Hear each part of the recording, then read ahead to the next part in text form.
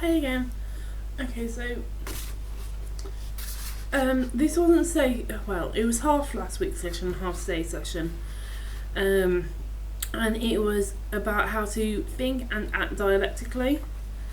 So as I covered in, I think it was the first or second video that I made, it was talking about what the word actual dialectical means, and it means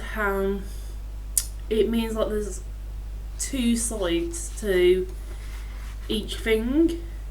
So this is kind of like looking at the statements and the emotions, where both the opposite sides that can both be true.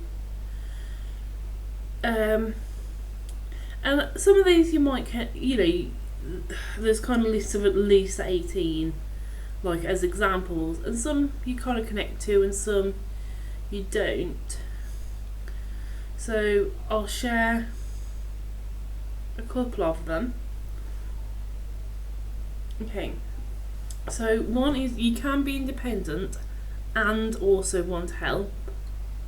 So there, like, independent is like usually on this side, and wanting help is usually like on that side. But this is about, you can actually be both. It doesn't have to be A or B. Another one is how you can be with other people and still be lonely. You can be a misfit in one group and fit in perfectly in another group. And you may have a valid reason for believing what you believe, and you may still be wrong or incorrect. And that one really resigned with me for different purposes that I might go into at some other point.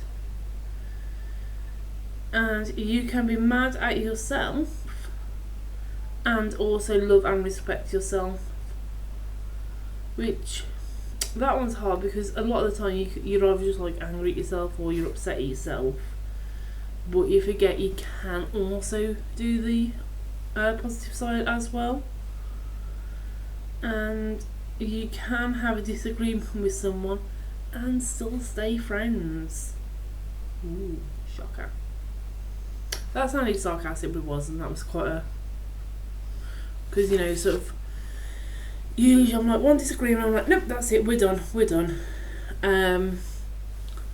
So yes, that is, examples of how opposite sides can be true. And I think the important thing that I need to learn is how to remember that when you're experiencing one of the sides. So for example, if I'm on my own and I'm feeling lonely, it's okay to be lonely, and then like remind myself like I am with other people sometimes as well. So I think it's about learning you're not one extreme all of the time. Like sometimes they do balance out. And then there were some tips on how to learn how to improve recognising both sides. So the first one is asking yourself if you're missing anything. Sorry. It's like asking yourself where's the kernel of truth on the other side. So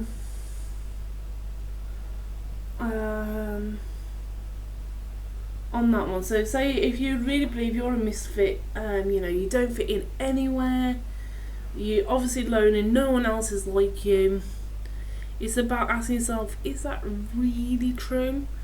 Really, really, really true? Like, do you honestly fit in absolutely nowhere ever?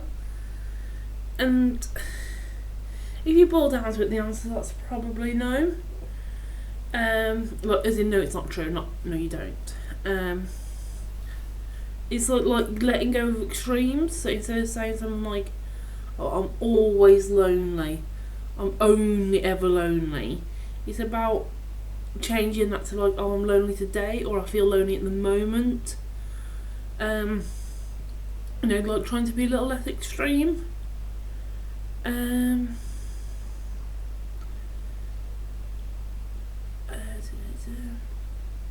So also trying to look for similarities amongst people instead of feeling that you're different all the time.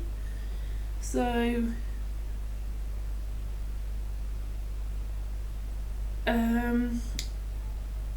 for example, if you do disagree with someone and you can also be friends, look for the similarities. Like, you might be disagreeing about you might disagree about I don't know what's the topic. You might disagree on whether people should have to have a vaccine to do XYZ. You might disagree on that, but then you need to really try hard to realise, but you also agree, you agree on a lot of other stuff, and it's about not letting that one thing you disagree on ruin, the 10, 15 other things that you've got in common. So I hope that makes sense. And the other one's like embracing change, and this might be, not major things to begin with, but it might be, just small things like purposely changing where you sit. It might be walking the dog a different way, and it's just to get yourself used to being slightly uncomfortable.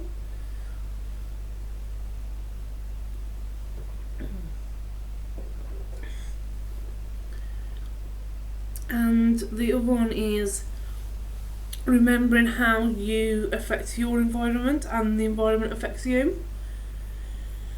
So, just paying attention to other people and how they react to you.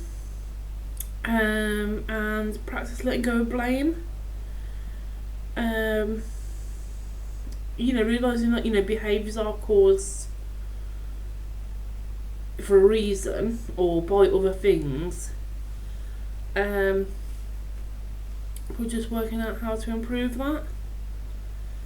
And a lot of these I say this every week, but I know a lot of them sound really obvious. But it is about making sort of small changes. Like, the one that kind of stuck out to me is like letting go of the extremes and that. So not everything is always shit, everything's always this, all of the time. You might just go, this particular thing's gone bad, but not letting it drag out into like the rest of your day or week or anything. But yeah, it's like just working hard on seeing the opposite to different statements. Thank you.